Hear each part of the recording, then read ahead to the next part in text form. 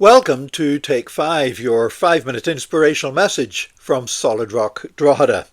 We're looking at the Old Testament, and we're going through the books of the Old Testament and seeing how they speak of Jesus, and they're full of revelation about Jesus Christ. And Jesus is the theme of the Bible, and Jesus is the key to understanding the Bible. And we've reached the book of Judges. Now, the book of Judges is a hard book to read, because there is so much sin and so much stupidity. Basically, you see this cycle being repeated again and again. And it's such a contrast to people like Moses and people like Joshua that we've been reading about up to this point. Because you see this cycle that the people would fall into sin. And then once they'd fallen into sin, they would fall into defeat, because basically the inhabitants of the promised land that they were supposed to have driven out and to take possession, the inhabitants of the promised land and neighbouring tribes would begin to oppress them and enslave them. And then they would cry out to God in repentance, and then God would raise up a judge to deliver them. But the problem was that no sooner were they delivered than they went back into sin again. And so you see this cycle repeating itself, and you wonder, are they ever going to learn from this? You know, I've often thought that the book of Judges answers a question I have about the book of Joshua, because so often I read the book of Joshua and it seems to be so harsh.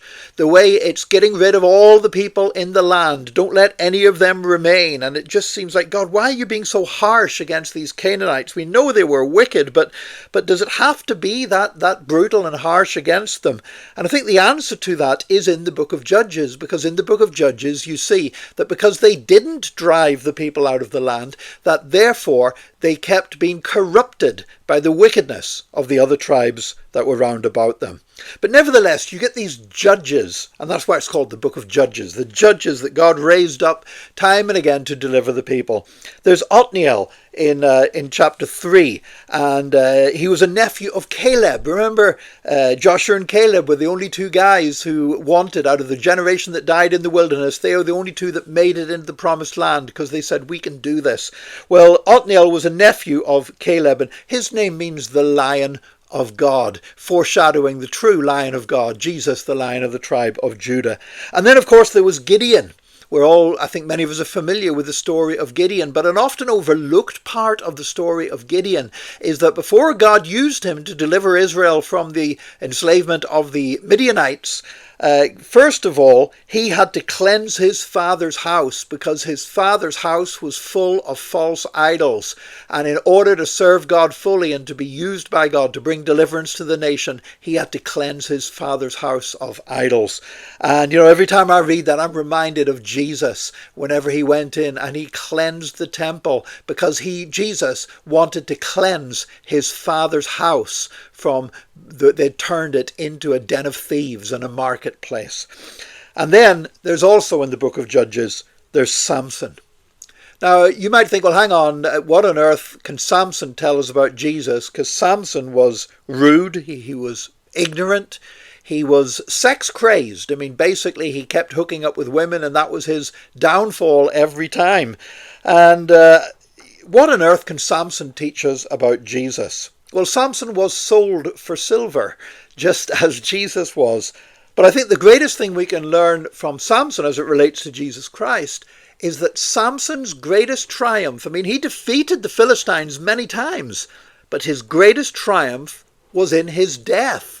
Whenever he was blinded, whenever he went into the temple of the Philistines and he put his hands against the pillars and pushed the pillars apart so the roof collapsed, and he killed more Philistines in his death than he had throughout his entire life with all his great exploits.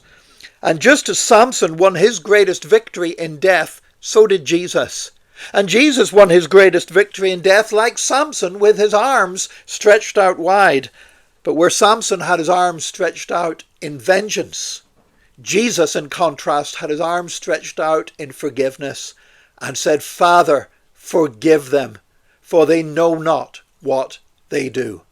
And every time I read the story of Samson and about that death as he tore down the Philistine temple, I'm reminded of Jesus' death as he tore down the forces of darkness, but did so not in vengeance, but in love for all the people of mankind that he had come to save. And I can't read about Samson without dwelling on the grace of Jesus Christ displayed on the cross. God bless you today. Join us again tomorrow for another Take 5, your 5-minute inspirational message from Solid Rock Drogheda.